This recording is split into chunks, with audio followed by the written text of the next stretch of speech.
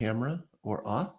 But good morning, everybody who's tuning in for the replay. This is Dan O'Sullivan, Wednesday, March 16th, for our open office hours for members of the Uke Club. For those of you who are watching but not participating on this blab, the Uke Club is a closed group of people going through a paid program that I offer. And this is meant as an information session for those people. Of course, others from around the world are welcome to view, but don't be offended if I focus on the members of my Uke Club. Glad to have you guys here. What I have planned for today is a follow-up on the muting lesson that we did last week. As you know, my hope with these office hours is to be able to talk to you in real time, see what you're struggling with, see if I can help you with ukulele stuff. And since there don't seem to be a whole lot of questions that come up in real time, it's proving valuable for me to have a little lesson planned. I try to keep these as short as possible. They're not meant to replace the daily Uke Club lessons, but to augment. There's a lot of gaps. As great as the daily Uke Club lessons are, they tend to be very focused on very specific things. And especially when it comes to the basics, and especially when it comes to the slightly more advanced basics, if that makes sense, I think there are some gaps. And personally, I'm finding that these office hour sessions are a great way for me to sort of fill in what I think will be valuable to go along with some of the other pre-prepared stuff. As always, happy to take your questions live right here. As always, I'm also happy to take your requests for future lessons during these office hours. I am recording. Whew, just wanted to double check there. So I'm laughing to myself right now because my setup here with my recording camera, my microphone off to the side, I think it's just out of view for you guys.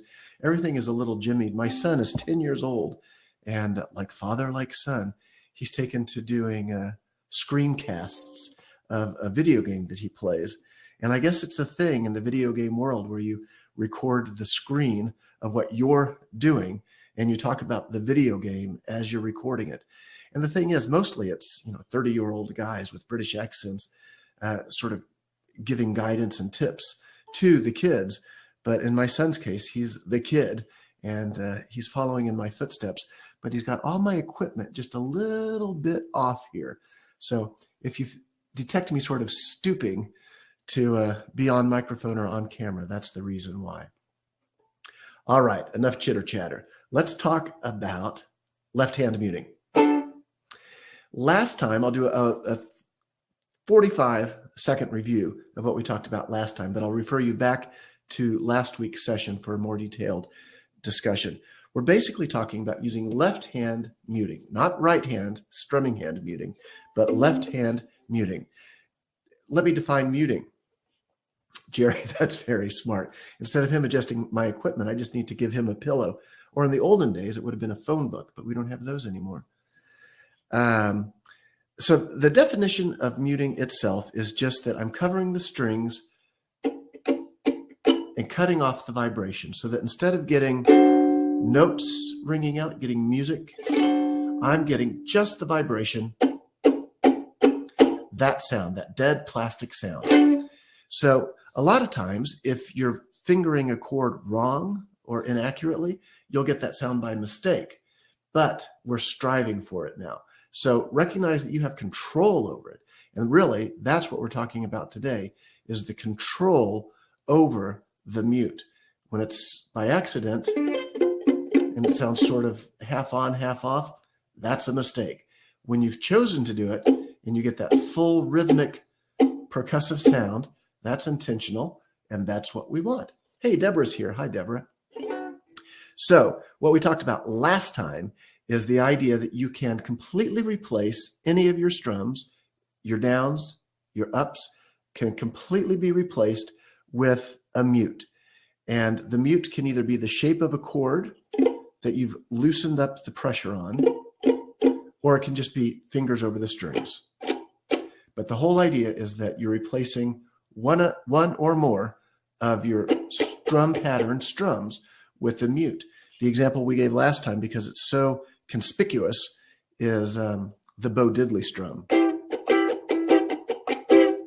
Hear how many plastic dead strokes there are within there?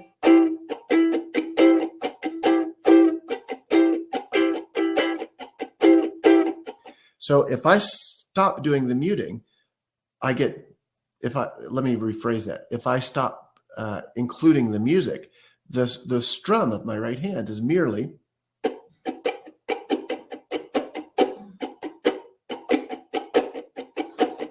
so you see I'm getting almost every down and almost every up. I'm leaving a few out for rhythmic interest to get that sound. But the key is the combination of sometimes I'm pressing down to get music. Sometimes I've released the pressure, but still kept contact with the strings to get the mute. All right, so that's from last week. Clear so far? I'll hope so. Today, we're going to talk about a slightly different version. It still is complete left-hand muting, but you apply it at a different time in a different way and really with a different thought process going into it. Now, instead of trying to replace a strum, we're going to sort of augment a strum. And I'll show you exactly what I mean. Hey, Kevin, glad to have you here. Now we are going to strum a chord. Let me go back to the D7. All muting technique works best when you're covering all four strings. And I'm sure you can see the logic of why. Because if you're not touching a string, you can't mute it. Here's a standard C shape. If I do that mute technique where I just release the pressure, which I've done now, you can hear it. String 1 is released and it's muted, but the other strings are unaffected. So the other uncovered strings are still ringing out. So the point is, by covering four strings, you've got full control over the sound that's coming out of each string as you strum it. So I'll go back to D7 for now, and then I'll show you some techniques you can use for a chord like the C. So the idea here, this is the new muting technique. What we're shooting for, rather than replacing a strum, we are going to press down, let the notes ring out, but then release the pressure while maintaining contact to cut it off. Let me do it a couple of times so you can sort of hear what we're shooting for. There it is, cut off. Here it is ringing out. It just rings out until it diminishes on its own. I'm going to cut it off again. Listen. It's off. It's off. I'm just releasing the pressure on my fingers while still touching the strings. So that gives you a real short, sharp, choppy hit to the strings.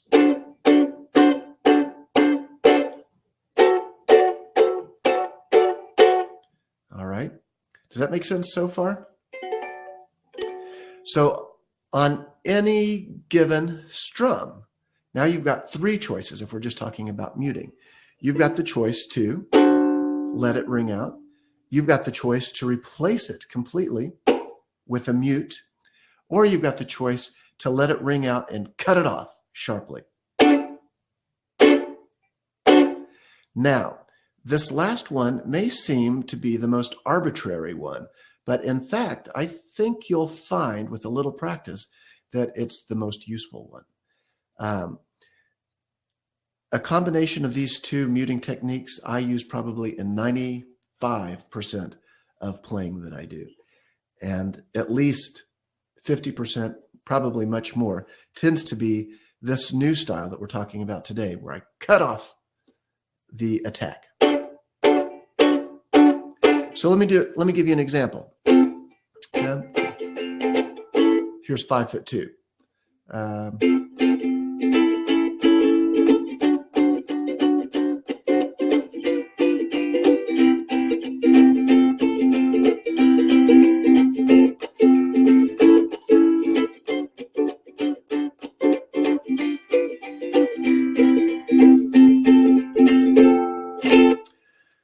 So I hope you can hear where, or at least start to detect where those changes are happening. Rosemarie is here. Glad to have you, Rosemarie. Were you able to detect some of the difference? Let me play it without any muting.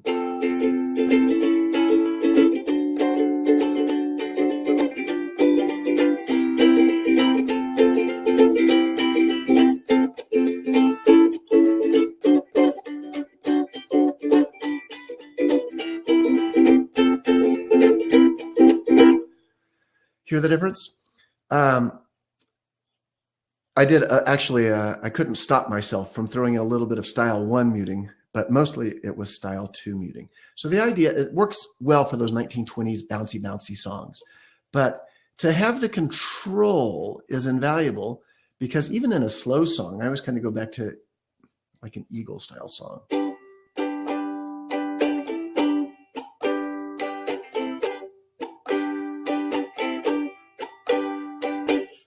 Maybe that's like Blue Bayou, one of our songs from the Lessons of the Day. Hi, Susan.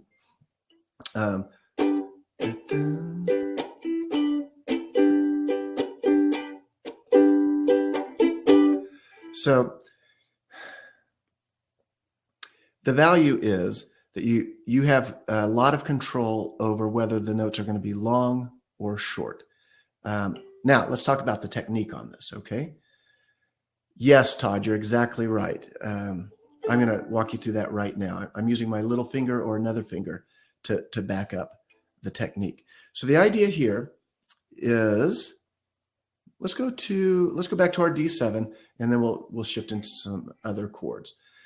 Since we have new folks signing in, let me just remind you, you're welcome to type questions into the live chat area. You're also welcome to jump into the open seat if you want to come on camera and talk with me directly. So here's my D7 chord. Let's do it that way. When I press down, I probably can't quite detect that difference, but full pressure is going to allow the strings to ring out. Full mute pressure, I'm still touching the strings, but I only get plastic sound. Remember, I don't want to go all the way off the strings. I want to be touching the strings. Feather touch. On, off. So when I say off, I'm touching the strings. I'm not all the way off. And what we're looking at today is in between, so that you are pressing down and you release the pressure to cut it off. But if you strummed again in the off position, you'd be there. All right. I'm going to pause for 10 seconds to see if there are any questions about it so far, because I'm going to re-explain it in sort of the reverse way of thinking.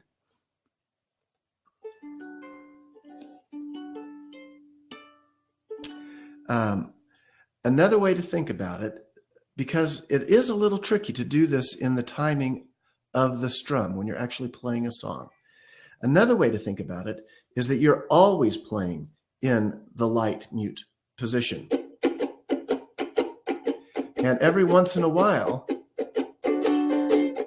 you press down to play the strings. So what's sort of happening there is I'm pulsing. You can't detect it because it's so minute, but I'm pulsing blump, blump, blump, blump on the strings. So if you think of it, it's sort of the reverse of what I told you at first. If you think of it that you're always in that light touch mute position, and that on any strum, as you're going down or up on the attack, you can press down just as you make the attack on the strings. You get the sound for the moment that you're hitting the strings, but then you're right back up into your permanent semi-mute position, so it gets cut off. So here's the permanent semi-mute. I'm just laughing. That seems like a funny term. I imagine someone tuning in to hear me saying the permanent semi-mute. So the strings ring out dead and plastic, but I want to hit every one.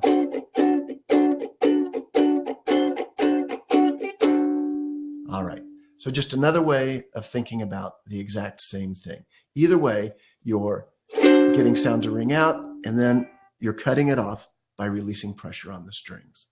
This is a pretty big concept. And if you haven't tried it before, it takes a little while to get it. But once you get it, man, it just adds so much to your playing. I don't know if any of you happen to see Jim's most recent video that he put up on our Facebook group. He does a lot of this left-hand muting technique. And I don't hear it around that often. So it was really very pleasing to hear him working on it and getting it sounding good because it's such a great sound. It's not that it's uncommon, but it is kind of uncommon. It's enough beyond beginner technique that a lot of people never pick it up. And also, as you're seeing me kind of struggle here to put into words exactly what you're doing, it's not a real easy thing to teach. Sort of try to get the concept over to you, and then you've got to spend some time on it with the sound in your mind to eventually achieve it. All right, so let me go back to Todd's question here and show you what you do for chords that don't cover all 4 strings. All right. If you want to mute a chord like a G, for example, that covers 3 strings, well, one easy solution, easy to me, is to wrap your thumb around the neck so you're muting that string. So these other 3 fingers now will pulse.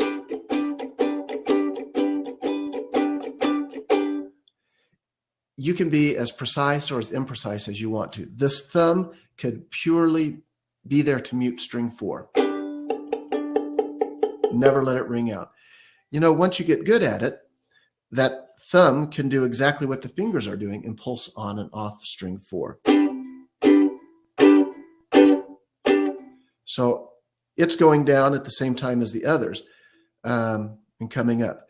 If you go to, let's say, an F chord, now you're only covering 2 strings.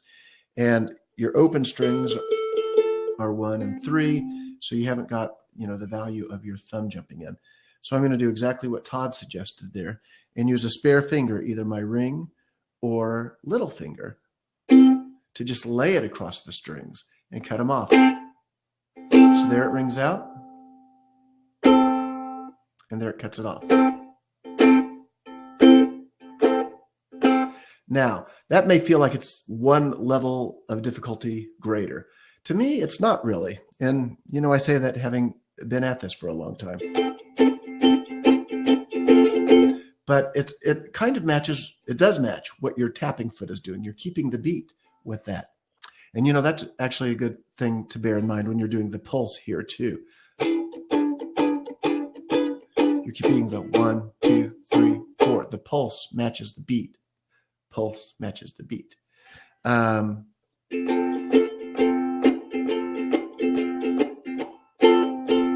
So let me play 5/2 again and show some of those techniques. Same thing on the C chord. If you play C with your little finger, you can add a muting bar above it and just loosen the grip at the same time, or not worry about it because you don't necessarily have to be that exact for one string.